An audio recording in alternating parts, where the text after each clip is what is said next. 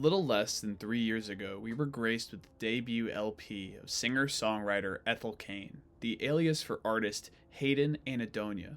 Since then, Miss Anadonia has been slowly gearing up for this new project with sparse singles, media appearances, and social media engagement with videos like this. And this. Excuse me. And this. There's a couple funny ones.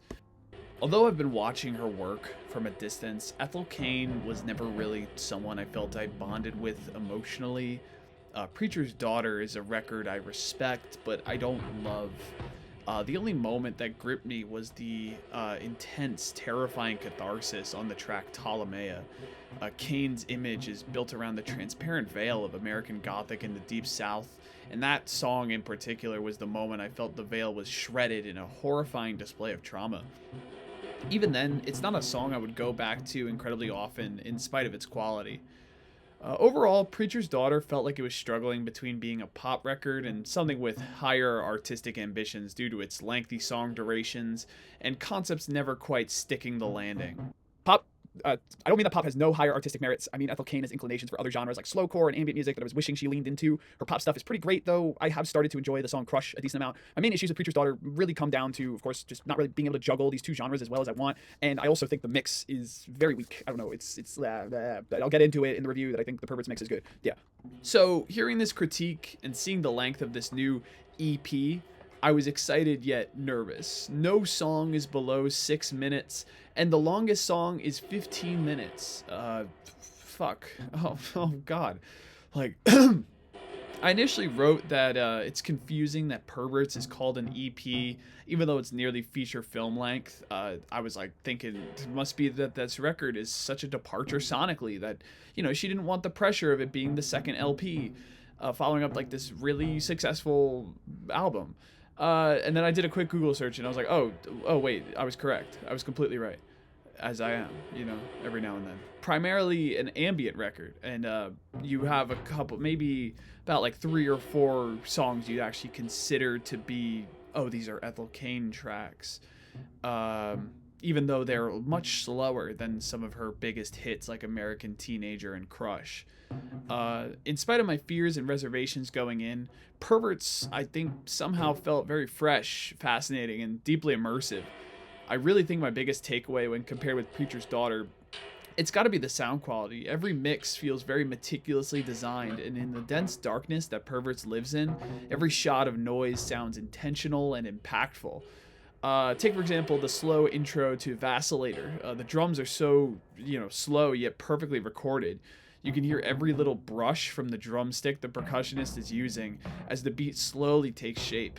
The music video for this song is more like a visualizer in the modern world of music videos, but the slow plodding tone lends itself to this static yet provocative video.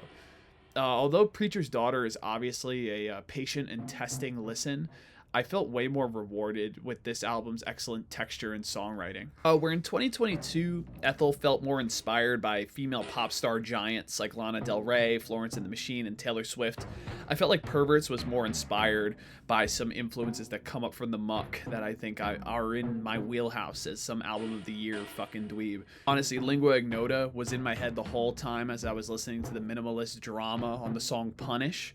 And I hear swans in their soundtracks for the Blind era on House of Psychotic Women's cyclical ambience and haunting repeated calls of I love you, I love you, I love you. It's fucking terrifying. And although Ethel's pop influences are still there, I think this project is just the music nerd's dream of an Ethel Cain record.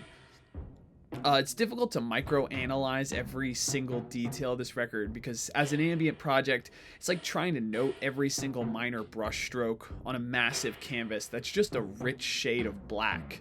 You don't quite know how to explain how this painting is meaningful, but to you it is. The opener title track is an incredibly slow intro that feels like a Reverend Kristen Hayter took the wheel right off the bat with this distorted church hymn. After this short minute and a half intro, the song plunges into darkness. It's almost like if Queens of the Stone Age's The Real Song for the Deaf was extended to 10 minutes. Ethel Cain's voice cuts through, damning The Masturbator with pitch variations and a muffled quality to it. This song wasn't like, wow, like a captivating showstopper on first listen, and I wouldn't say it's my favorite ambient track, but it did hold my attention. I think I was really feeling it. I was like, oh, okay. Listening to this with headphones on allows you to absorb every minor detail, like some of the quiet breaths on the tiniest, like, you really got to be hearing those, and the slow volume swells and the cycling synths and the surprise dissonant drone that pokes through every few seconds. As the song reaches its peak, it all cuts out and Ethel says, "It's happening to everybody." And then Perverts slowly fades into the EP's lead single, Punish. The point of this project, I've learned, is not about big collapses, but more about the slow process. Although this song has a very fascinating climax, I think its most impactful quality to me is the quiet little moaning sound that repeats in the background over and over. It's a really intimate framing device for this song that has Ethel describe her natural pining for love and intimacy as an evil she should be punished for. It's a real portrait of religious trauma that I think is explored more throughout this record in ways that are more personal than systematic. The song then swings into House of Psychotic Women, which, as I mentioned earlier, it does feel a lot like Swans in their heyday on soundtracks for the blind. It's hard to decipher while listening, but Ethel recites what feels like a text message draft to someone she's breaking things off with, but it's broken up by mindless repetitions of the phrase, "I love you." The amount of time she says it honestly loses all meaning, as she kind of tries to convince herself that she's in love with whoever this figure is. Although there are people who take the time to deconstruct this project, find the nitty-gritty narrative, and receive real notes from Hayden herself of what her intent on each song is, the experience track to track is powerful enough that going in lyric sheet free is suitable enough for full experience, in my opinion. After this pure psychosis of a love song, Vacillator lumbers into the fray with the most oddly comforting track on the project. Honestly, the most unnerving part of this song comes lyrically, with Ethel fighting between urges of completely giving themselves to their partner and shutting that person out of their life. It's very much a situationship ballad, but I think much like Adrian Lenker's work, Ethel uses clever lyrics that I think make this feel more timeless rather than trendy. The pair of lines, "close the door, let me in," they're fascinating in the image they conjure for me.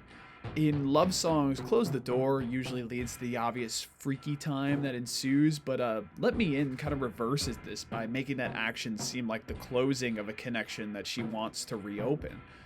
On the other hand, this can be the previous obvious example. It's as one continuous action of "let me in" being them doing whatever, which in the song she wants the guy to come 20 times a day.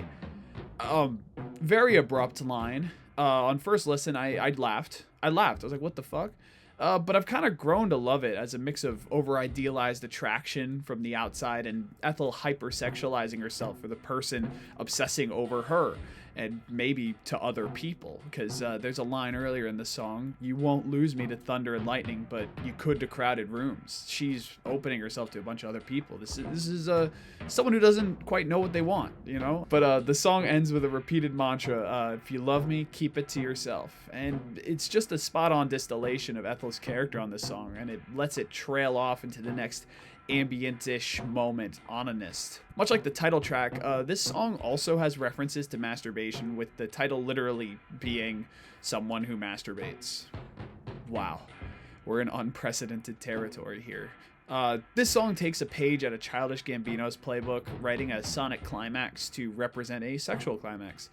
I forgot to mention this for Punish. I did allude to the breakdown at the end, but Hayden makes use of a really crusty, distorted electric guitar, and for Punish, it felt a lot more restrained. I wasn't like some boom, like, especially if I'm going to use the lingua ignota example, it's not like something from Caligula that you're just getting obliterated by these crazy industrial guitars. But on Onanist, it does feel like Ethel is being consumed by this guitar, and so is the listener, but then it quickly disperses. And the last few minutes, they feature Ethel tragically repeating, "It feels good." And the song descends into what I would describe as the sonic depiction of guilt, shame, and whatnot. Honestly, I think going back to Punish, it's going back to that, religious trauma kind of stuff, feeling like, fuck, why did I do that? You know? I don't want to use the term post-nut clarity, because it's just like, ugh, yeah. But I guess I used it. Whatever. Pole Drone is the next track, which from what I've gathered lyrically is in reference to a philosophical idea that Hayden has come up with through finding spirituality musically. I won't fully distill what is said in the video. I think I'll link it in the description, unless I manage to watch the whole thing and summarize it. But Pole Drone sonically and lyrically expresses a loss of spirituality. The song's outro feels like a physical and spiritual death drawn out over 10 minutes. A very important thing I find with the spirituality that Hayden communicates in her social media videos is that it reminds me of the front person for the black metal band Liturgy, Hunter Hunt Hendrix. Musically, their work specializes in spiritual, transcendental ideas, but Hendrix has hours of content discussing her faith, describing the idea of her church, and I think that's interesting. I kind of hope we get like an Ethel Hunter collab. I hope they link up. I feel like we need black metal in the next Ethel project, but that's whatever. Next song, Etienne feels like a turning point in the narrative of the track list. Acoustic guitars add a warm tinge sonically that, when paired with the vocal sample at the end of the track, show a trial by fire view of life. It tells the story of a man who wanted to induce a heart attack to kill himself, but after running every day, he realized he felt significantly better and that he no longer wanted to end his own life. I'm unsure if this song is literally an uplifting song or maybe a crack at motivational coaches and stories of hardship to link you into the cult of work, but I think it's effective. Thetortia serves as an ambient bridge to the final track, Amber Waves, which, after swimming through dark muck and floating in religious ambiguity, this song feels simple and grounded. It's a heartbreak song where the vacillator character, I guess, finally lets their love go. It's a simple sadness, and I think I appreciate that at the end of a project I find to be confusing and horrifying at points. When Spotify automatically replayed the album from the title track after Amber Waves, I was a little taken aback, and I kind of felt the need to pause and let the project just radiate off me for a second. Compared to Preacher's Daughter, I felt way more satisfied with Perverts, and in the time after this project's release, I've been continuing to return to these songs and seeing myself branch out to more of what Ethel Cain has done in the past. Although her next LP will most likely be a little more traditional and in line with what her fans might expect, I do hope the experiments she embarked on with Perverts are not a one-off for her. Hayden has really shown she has a knack for experimental music genres, and with the greatly improved recording and mixing on this project, I really hope this spells good signs for Ethel's future. Yeah, I don't really like giving out scores.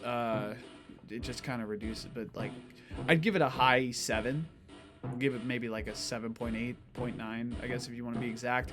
Maybe a low 8 if I'm feeling generous, But this is a solid project and great start for 2024. If I were to say a first project you really should check out from this year, it's Perverts. Yeah. Thank you for watching. Yeah.